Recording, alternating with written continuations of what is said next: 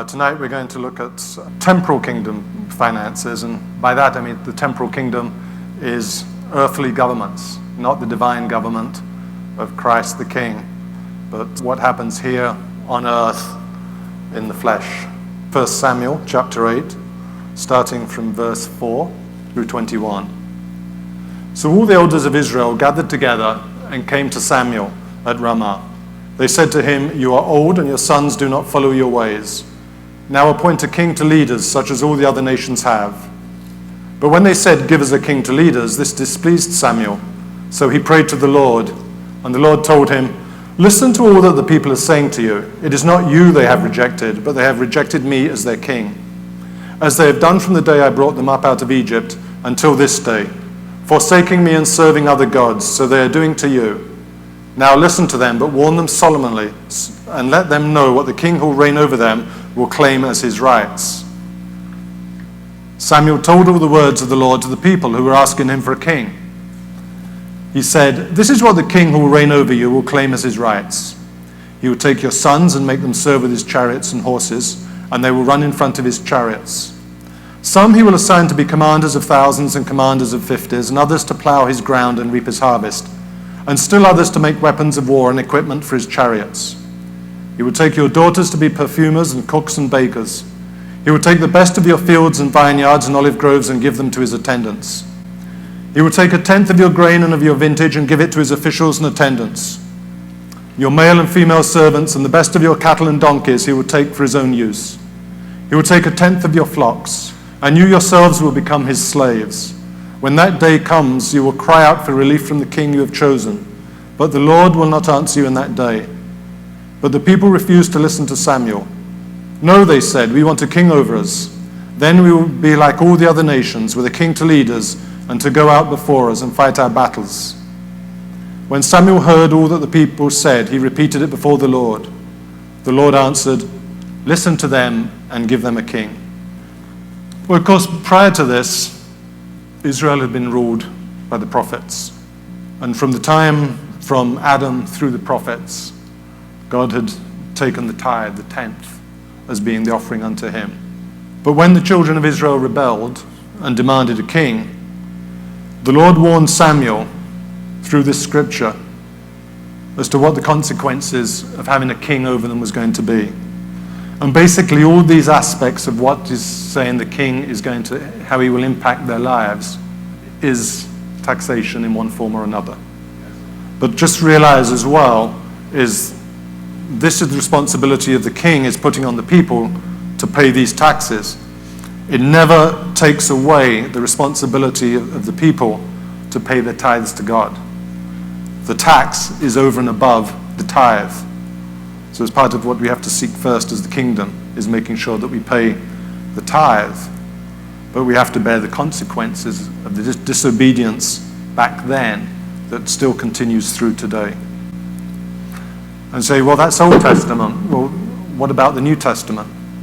Well, in Romans 13, 1 through 7, Paul tells us what we should be doing about our taxes and our responsibility to our governing authorities. And reading from verse 1, "Let everyone be subject to the governing authorities, for there is no authority except that which God has established. The authorities that exist have been established by God. Consequently, whoever rebels against the authority is rebelling against what God has instituted. And those who do so will bring judgment on themselves. For rulers hold no terror for those who do right, but for those who do wrong. Do you want to be free from fear of the one in authority? Then do what is right and you will be commended. For the one in authority is God's servant for your good. But if you do wrong, be afraid, for rulers do not bear the sword for no reason. They are God's servants, agents of wrath to bring punishment on the wrongdoer. Therefore it is necessary to submit to the authorities, not only because of possible punishment, but also as a matter of conscience. This is also why you pay taxes, for the authorities are God's servants who give their full time to governing. Give to everyone what you owe them. If you owe taxes, pay taxes. If revenue, then revenue. If respect, then respect. If honor, then honor." But the scripture just tells us that it doesn't matter who we are, what our position is, the Lord expects us to pay our taxes. So we're talking about temporal kingdom finances. Well, how does that contrast with the eternal? Well, these are just some of the purposes of kingdom government. And these are really omitting the main ones of re-establishing the kingdom of government on earth. And if it looks familiar to you, it is extracted from Rediscovering the Kingdom by Dr. Miles Monroe. But again, the purpose of kingdom government: to establish law, to provide for the needs of the citizens, to provide opportunities for citizens to participate in the benefits program and the kingdom's prosperity, provide a taxation system which allows the citizens to participate in the process of maintaining the kingdom infrastructure, to protect and defend the territory and its citizens, to establish a system and program for training and educating their citizens, and to establish a system through which the kingdom administers its judgments and programs to the citizens. So kingdom government. So we say, well, what about temporal or the government of man? Well, Thomas and Jefferson said the purpose of government is to enable the people of a nation to live in safety and happiness. Government exists for the interests of the governed, not for the governors.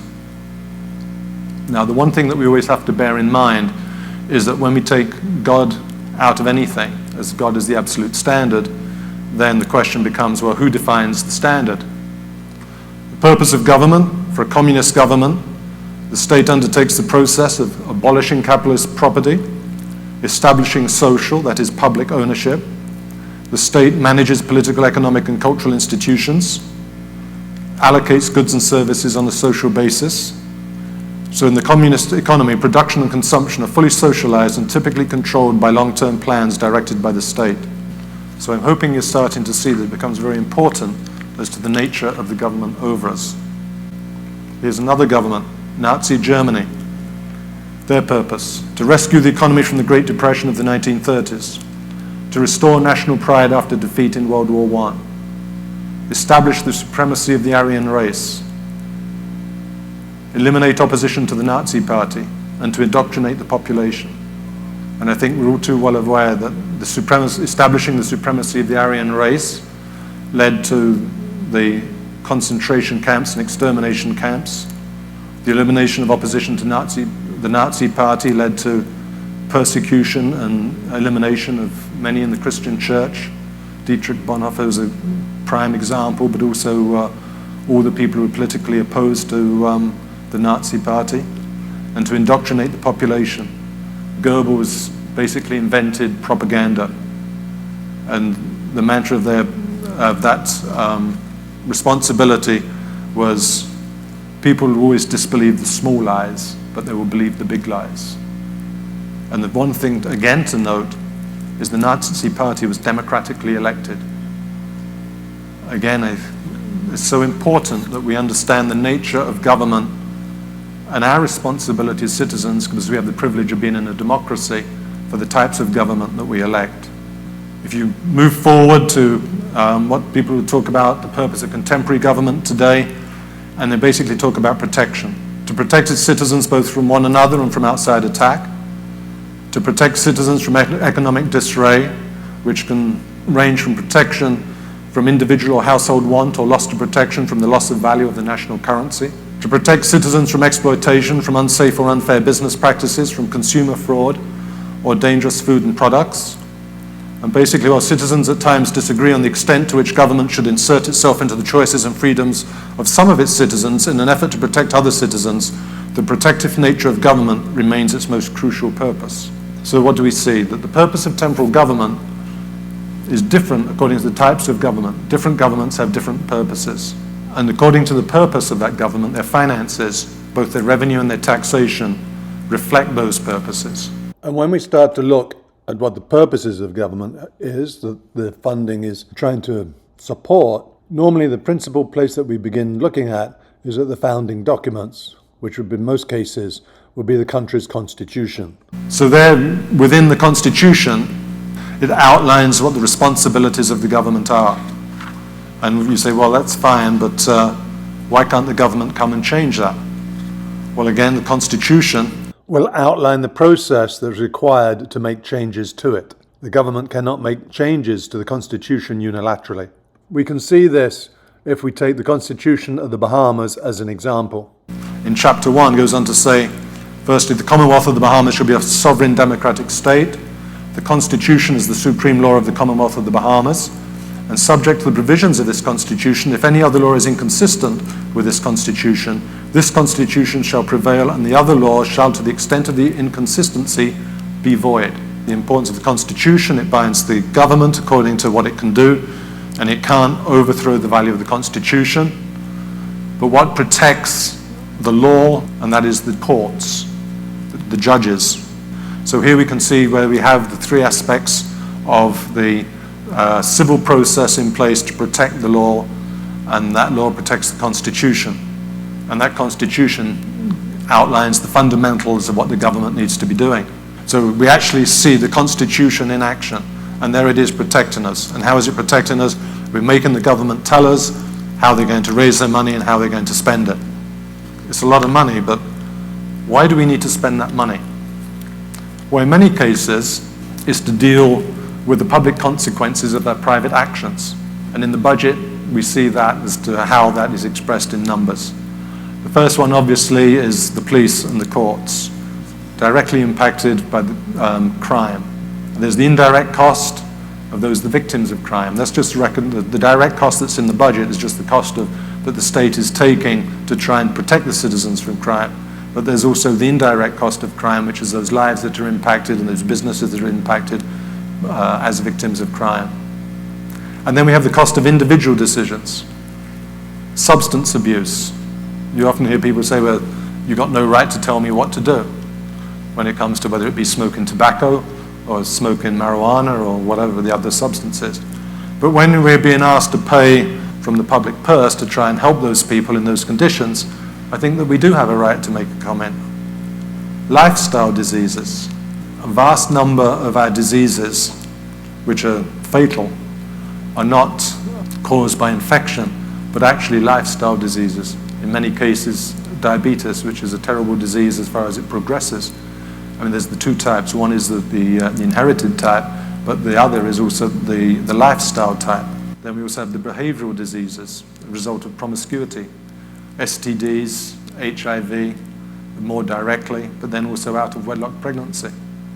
That comes back into the Ministry of Social Services. So hospital and healthcare are the direct costs, the indirect cost, lost productivity, whether it be substance abuse or other types of diseases, or the cost of broken homes. And then for those where there are government social programs in the budget, there are still consequences. Program abuse. In many countries where there's income tax and there's child support, as an allowance, it leads to parents having children in order to get welfare. In many countries, such as the UK, that's a major issue. And there was a case, I think it was in the United States a couple of years ago, where there's a woman who had 8 children and was on welfare. It's understandable that nobody wants children to starve because there's not food in the house, but it's another thing where people deliberately have children to get income from the state. Also, there's the issue of where there's just overpayment by error and or fraud. Some of the social programs, well as being well-intentioned, but they can also result in a sense of entitlement. So that citizens look first to government rather than to their self.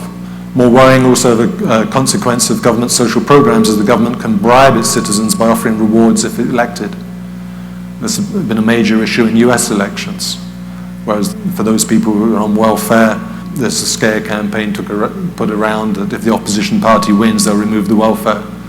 So obviously it induces people to vote for the party that's committed to continuing the welfare programs. And government can advance its agenda, for example, public funding of abortions. These are all real consequences, and these are things, again, that we need to be aware of when it comes to election time, that is more than just, if you like, the issues of the day that are being discussed when your candidates come around to canvass you. We need to be asking some of the hard questions. And benefit fraud. We just mentioned about that, but in the UK, there is an estimated 9.6 billion benefit fraud annually in 2024, compared to an estimated 47 billion tax fraud from 2021-2022, which compares to the USA $3 billion benefit fraud annually in 2016 numbers, compared to an estimated 600 billion tax fraud taken from 2022. And so the tax fraud numbers indicate why the OECD countries are so intent on clamping down on the offshore financial service industry. So we've seen how government is spending our money, so obviously the question is then, well, how do we fund expenditure? And we've seen Romans, but now we also look at Matthew 22, verses 17 through 21. And this is the Pharisees testing Jesus. They say, tell us then, what is your opinion? Is it right to pay the imperial tax to Caesar or not? But Jesus, knowing their evil intent, said, you hypocrites, why are you trying to trap me? Show me the coin used for paying the tax. They brought him a denarius, and he asked them, whose image is this and whose inscription? Caesar's, they replied. Then he said to them, so give back to Caesar what is Caesar's, and to God what is God's. And that's what we need to do, is we need to bear in mind that we need to give to Caesar what is Caesar's, but very definitely you keep unto God what is God's. And remember, the earth and the fullness thereof is God's. But God has put the authority in charge for us to submit to. So we also, because of that Romans scripture, it also gives us the responsibility to pay attention to what the government is spending its money on, and to speak up if we think it's being spent inadvertently or unwisely. Again, it's a democratic right that we have, is to speak up. It's not to say that you go and riot and cause problems, but we just exert democratic rights. So taxation, the word itself comes from the Latin taxo, which means rate, and it's a financial charge or other levy imposed upon a taxpayer, whether it be an individual or legal entity or company, by a state, such that failure to pay or evasion of or resistance to collection is punishable by law. Taxes are also imposed by many administrative divisions, such as states or counties, but taxes consist of direct or indirect taxes and may be paid in money or its labor equivalent. And we'll come to talk about direct and indirect taxes a bit further on. Now in the Bible it also talks about tribute, and that really is just an old form of taxation. So tributes are payment by one ruler or nation to another in acknowledgement of submission of the price of protection. It's an excessive tax or rental or tariff imposed by a government, an exorbitant charge levied by a person or group having the power of coercion and the liability to pay tribute. So if we look at Ezra Chapter 4. verse 13, be it known now to the king that if this city is rebuilt and the walls finished, then they will not pay tribute, custom or toll, and the royal revenue will be diminished. And this was one of the reasons that the people in Jerusalem were writing back to the king, trying to get Ezra recalled, basically saying that if you don't do something now, then the citizens are going to stop paying their taxes. Now, there's two things that you often sometimes or will hear about called taxes and transfer prices. So not all revenue gained by the government is actually tax. Some transfers to the public sector are comparable to prices. For example, if you paid tuition at college or university, or fees for utilities provided by local governments like water and sewage, that's not actually taxation, although that's transfer pricing. Now, governments also obtain resources by creating money, the old-fashioned way of just printing bills and minting coins. They can receive voluntary gifts, for example, some of those contributions received by the college which would otherwise be publicly funded, or by imposing penalties, or indeed by selling resources. Such as the sale of monopolies, like phone companies, water companies, transport companies. That was a way of obtaining resources other than through taxation. So, as we know it today, modern taxes are levied in money, but as we saw in 1 Samuel, in pre-modern times, taxes could be levied as forms of labor or in other kind. But the important thing to note about taxes is if they're not fully paid, then there's fines, civil penalties, or even criminal penalties may be imposed on the non-paying entity or individual. So one of the main things then is we know that government is going to raise revenue through tax. How is government going to raise that tax or levy it? So there's different kinds of taxes and they vary the tax rates. So this comes back to, again, what's the purpose of government? So they can distribute the tax burden among individuals or classes of the population involved in taxable activities such as business, or to individuals, or to redistribute.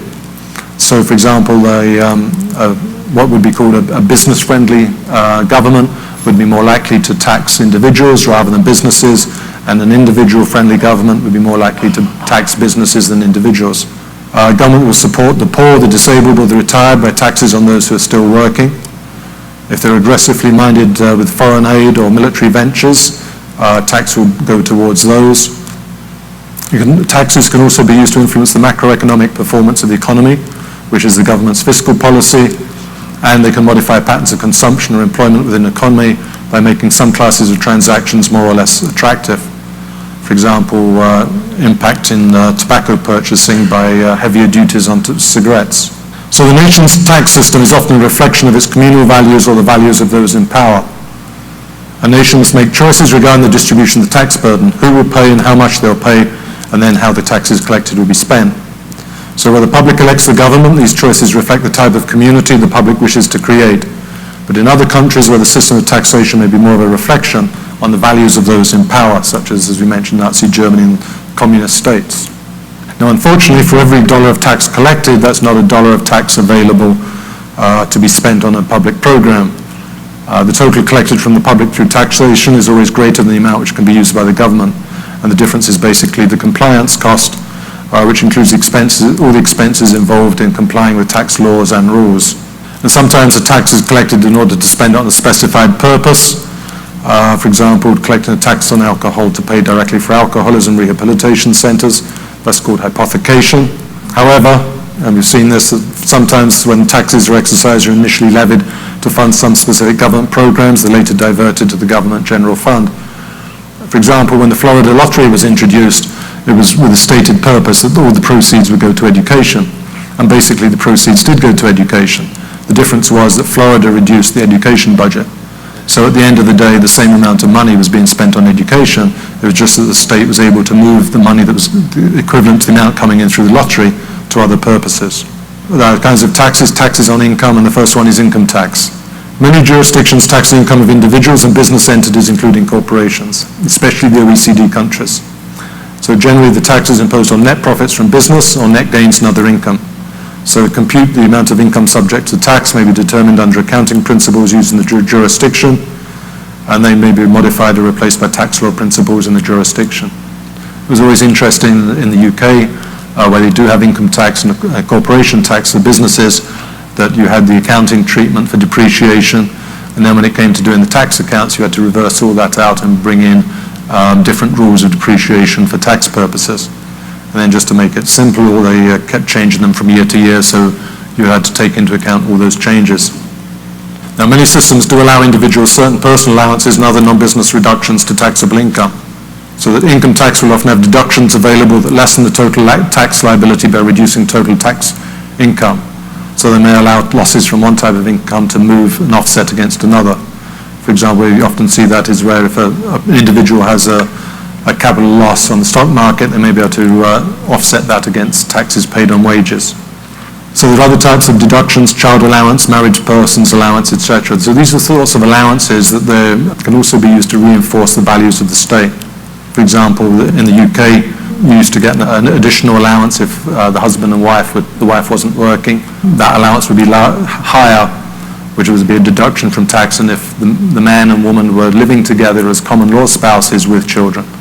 So in that case, if the mother wasn't working, there would be a smaller allowance for that. So in that way, the state was reinforcing the institution of marriage. I believe that's long gone. Sometimes you have a negative income tax, and this actually means is that it's what's called a progressive income tax, where people earning below a certain amount actually receive money from the government instead of paying tax to the government. There's also a distinction made between earned, as the salaries, and unearned income. Many jurisdictions have higher rates on income considered to be unearned. These are often dividends and interest, and also royalties.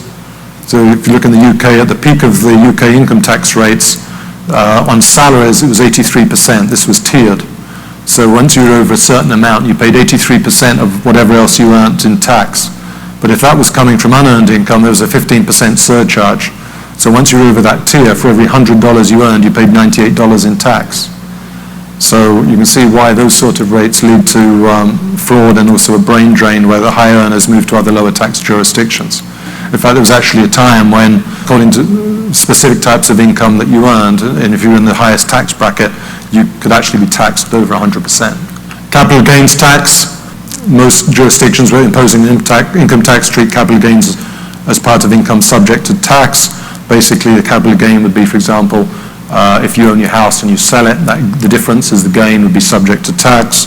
Or if you own shares, you sell the shares, the difference between what you paid and what you bought them for would be subject to tax.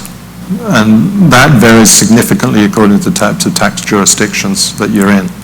And again, you see why once you start looking at these issues, as to why the offshore financial sectors have been successful up to now.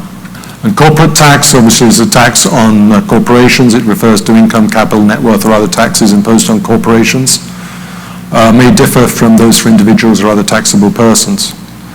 Now this, of course, is very much a two-edged sword. Again, if we look at what's happening in the States, under basically a democratic government, which very generally is more of an individual-friendly government than a business-friendly government, they believe that corporations earning high profits should pay higher rates of tax, so they impose that.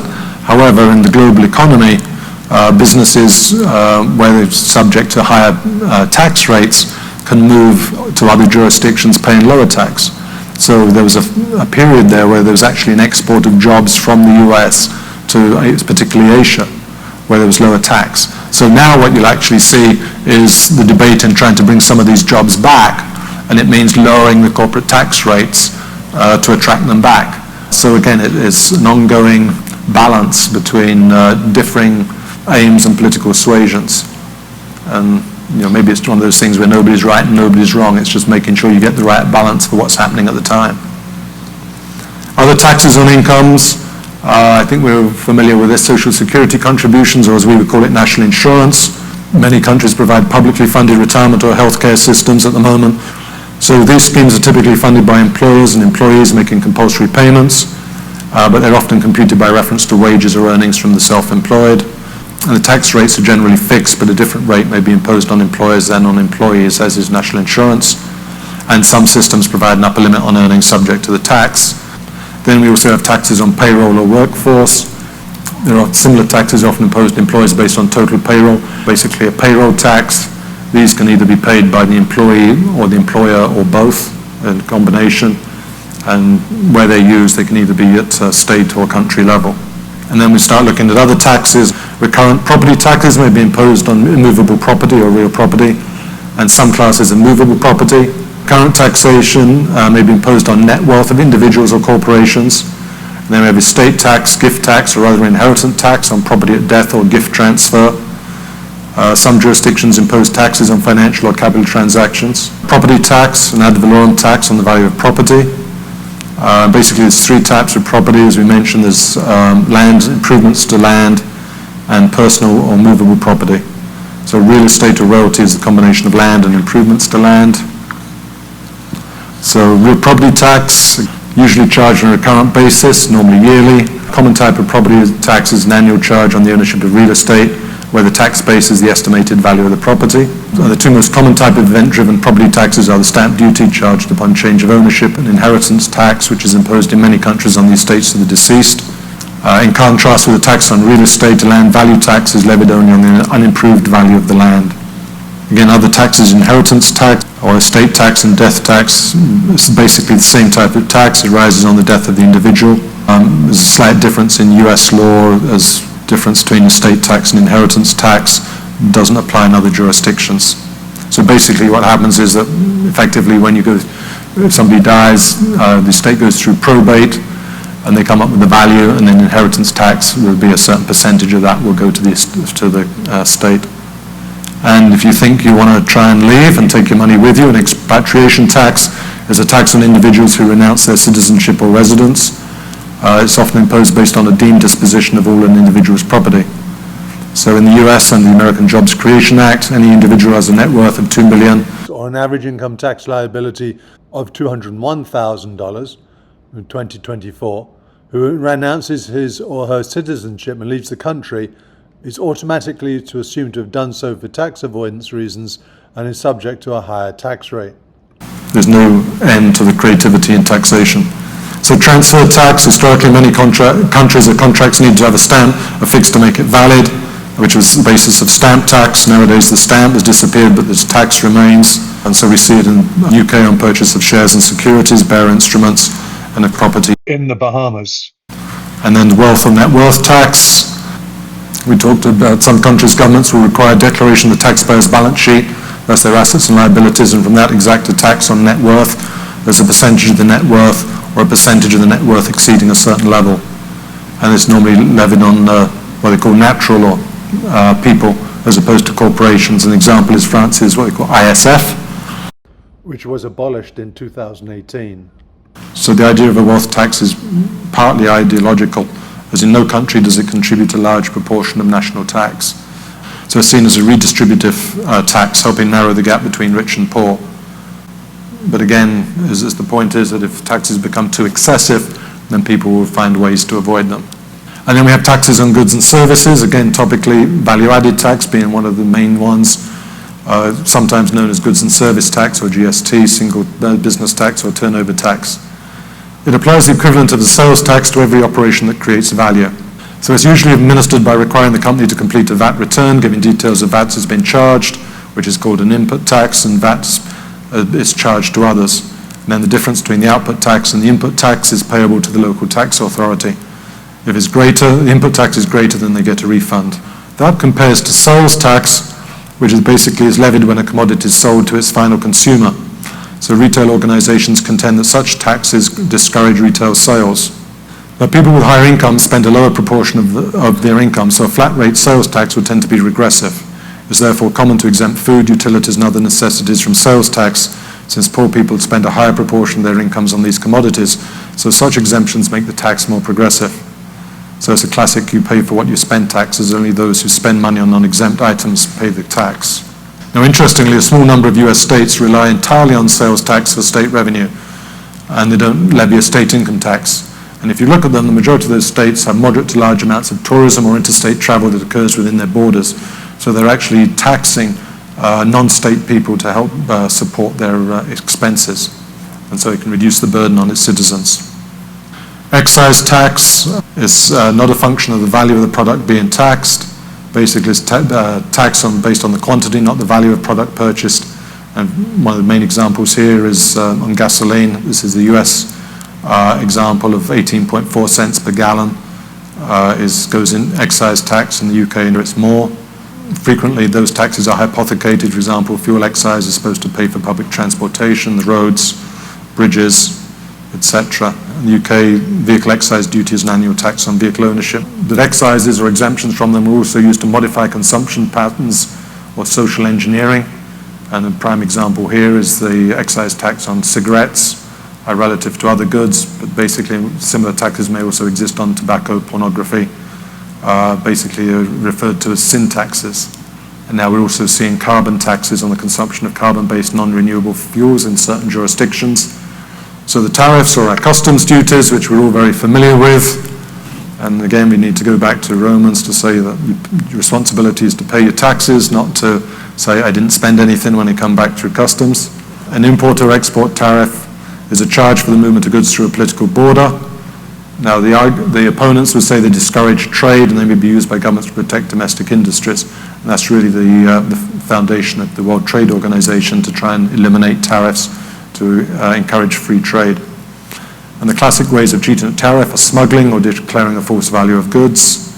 And normally tax, tariff, and trade rules go together because of their common impact on whether it be industrial investment or agricultural policy. So we move on to license fees. Again, occupational taxes or license fees may be imposed on businesses or individuals engaged in certain businesses. Many jurisdictions impose a tax on vehicles. And then we have a poll tax, which is basically a per capita tax. One of the earliest was a poll tax in the Bible in Exodus 30, 11 through 16, which was a half shekel per annum for each adult. They're administratively very cheap. They're easy to compute and collect, but they're very unpopular because poorer people pay a higher proportion of their income. So we talked about proportional, progressive, and regressive taxes. Again, this comes back into the philosophy of the government as to how it sees the tax burden should be shared. The terms describe the distribution effect which can be applied to any type of tax. So a progressive tax is a tax imposed so that the effective tax rate increases as the amount to which the rate is applied increases. So a progressive tax would be like income tax I was talking about in the UK. As your salaries, incomes got higher, the tax rate got higher. The opposite of regressive tax is a regressive tax, where the effective rate decreases as the amount to which the rate is applied increases. This effect is commonly produced where means testing is used to withdraw tax allowances or state benefits. So in actual fact, the net effect can be a negative if you're in an income tax jurisdiction where you get, for example, family benefit because you have low income. So you have a negative tax effect, but then your income, you get an increase in income, but it takes you over that threshold that allowance is withdrawn, and so you actually finish up worse off. And then in between is a proportional tax where the effective rate's fixed while the amount to which the rate is applied increases. Then you may also have heard of direct taxes or indirect taxes. Again, this can vary according to different jurisdictions, which can be confusing. Basically, a direct tax may be adjusted to individual characteristics of the taxpayer, whereas an indirect tax is levied on the transaction irrespective of the circumstances of the buyer or seller. But again, I was saying that there's no lack of creativity when it comes to taxing. Some of the examples of where there's been taxes in the UK, during the late 17th century, early 18th century, there was a tax on windows, number of windows in your house. And of course, they were no different then to what we are now. So what they did was boarded up the windows and reduced their tax liability. And also doors, cabinets, resulted in armories, hutches, wardrobes to evade taxes. Interestingly, in Tsarist Russia, the taxes were levied on beards. Some circumstances, taxes are also used to enforce public policy, like there's a congestion charge in the UK and London. And just as an example, as you've seen, it's very complicated, how this creativity of taxes, and you'll see that it becomes very onerous as far as documentation. And one of the most complicated taxation systems in the world today is Germany. 3/4 of the world's taxation literature refers to the German tax system. So apart from raising money, we talked about the impact as to how government uses fiscal policy to affect interest rates and exchange rates, and money policy and monetary policy. So by choosing macroeconomic policies, a government can speed or slow its economic growth, trim the excesses of price inflation or unemployment from business cycles, or take measures to deal with imbalances that rise in foreign trade or international finance.